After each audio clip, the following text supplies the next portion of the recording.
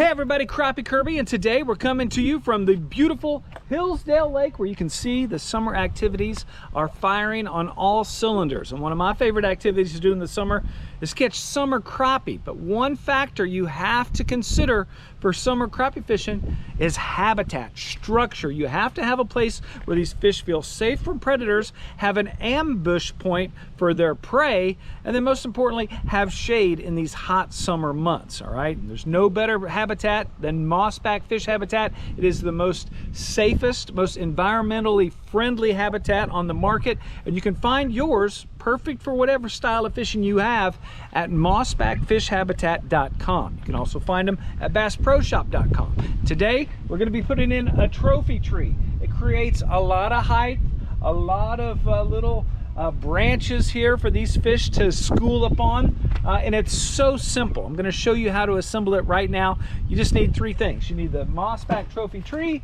you need the block adapter, and bam, you need a block. And it only takes 3 screws. Everything else fits securely into place. And this is fish habitat that won't decompose. This is fish habitat that won't drift away. This is fish habitat for a lifetime. So I'm going to show you how to put it together very simply with the trophy tree, the block adapter, and the cinder block. We're going to deploy it, and I promise you within hours, if you place it correctly during the summer, where you can find that thermocline, you can find that proper depth anywhere from 8 to 14, 18 feet, you are going to have fish on that habitat within hours. And then a few hours after that, you're going to be eating good in the neighborhood, Applebee's. So here we go. We're going to put together this trophy tree, and it goes super fast because everything is basically form fitted. You only have 3 screws, which keeps this MossBack Fish Habitat securely in place for a lifetime. That's the beauty, the simplicity, and the ingenuity of MossBack Fish Habitat. Check them out at MossBackFishHabitat.com. Let's put this baby together. Here we go.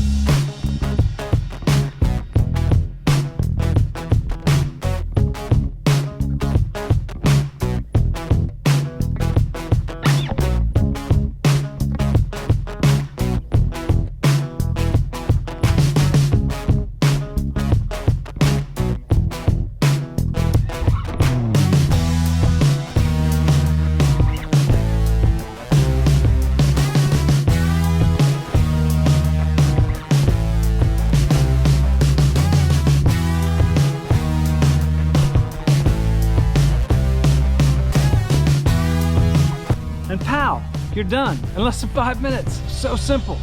3 screws.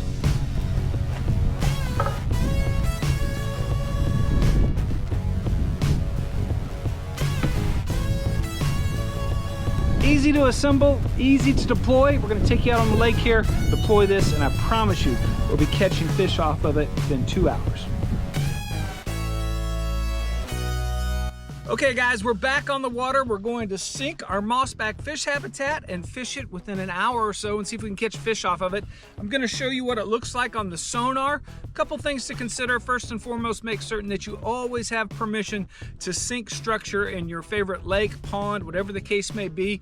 And then also use common sense. Don't put it in highly trafficked swim areas and recreational boating areas. We are here on a flat, which is known for fishing. It's known for structure. A lot of people are going to find this, I'm sure. I'm going to share the coordinates with my Kansas Parks and Wildlife Department so they can list it as one of their structures. And just, share the wealth. Get out there, create some structures, make your lake a better fishing environment with MossBack Fish Habitat.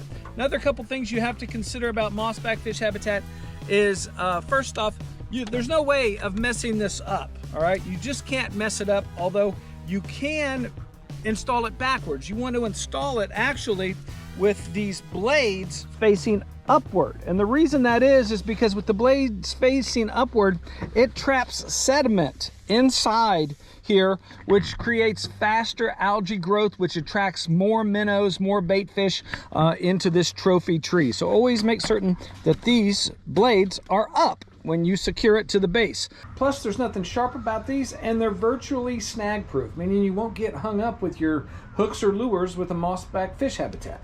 Another thing you need to consider, these things are so well designed and thought through environmentally. I mean, you might not take this into consideration, but all that sawdust, all that microplastic that you may have on other types of structures that you've put in the lake, that's getting in the lake. All those gluing of PVC pipes, that's putting poison into the lake where the things you're trying to catch to eat swim.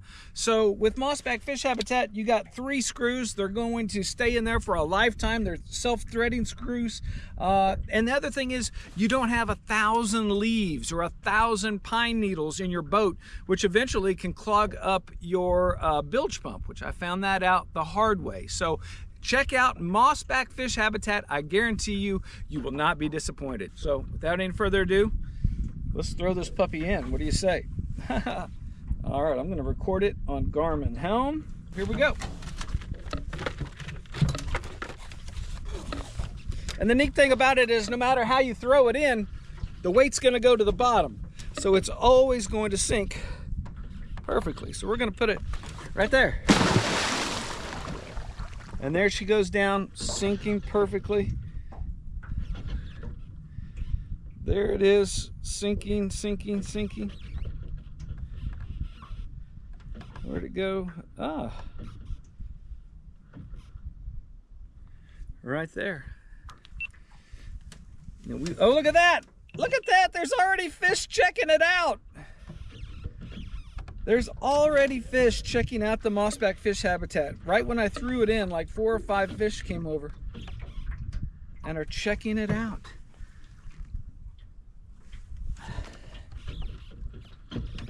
And there it is, setting perfectly, creating a treetop crappie coliseum where all the crappie are going to gather to see the sport of Crappie Kirby reeling them in. There it is. There's my MossBack. You can see the oxygen coming off of it. Just a great little shot there of the MossBack. And look at that. There's 1 fish swimming on top of it already. Looks like a fairly big fish. All right, we're going to give it about 20-30 minutes, an hour, and we're going to come back here and see if there's any fish on it. Okay, everybody, I've just driven over my MossBack Fish Habitat, and I drove straight over it, so you'll see it on each side of my side imaging. And believe it or not, it's already got a nest of fish on it, just literally about an hour and a half later. If you take a look, right here is my MossBack on the right and the left. I literally drove right over the waypoint. So there's half of it there and half of it there. And if you take this and zoom in on it, you can see, there's some of the arms of the MossBack on one side, and that's fish, bing bing on there. And on this side, there's the other side of the MossBack, and look at all the fish hanging out downwind of the MossBack, trying to check it out. Boom, boom, boom. So I say we catch a couple off of it. What do you say? Here we go. But now we're back a few hours later. I'm set up on it here. We got quite a few crappie. I don't really see any giants that I would get excited about, but I would say there's definitely some keeper crappie in here now, or at least bigger than that one we caught. I see about 9 or 10 crappie in there, and I got a good approach. I'm coming in on them right now, dropping on their face. Let's see if I can catch a crappie off the MossBack. Oh, camera's going crazy. And there's a fish. little bit bigger. But we caught it off the MossBack. Pretty amazing.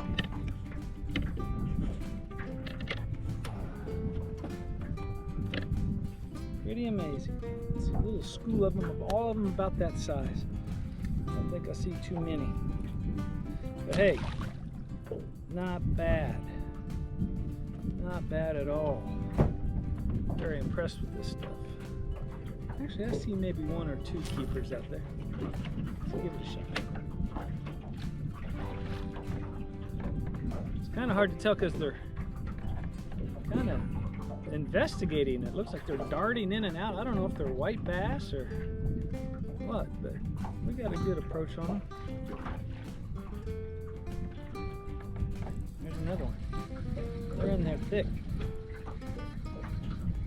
Might be a little bit bigger. Oh yeah, it's close to a keeper. So remember, if you're having trouble catching fish, put some MossBack in your mix. Thanks a lot. Appreciate you watching. Have a great day. God bless.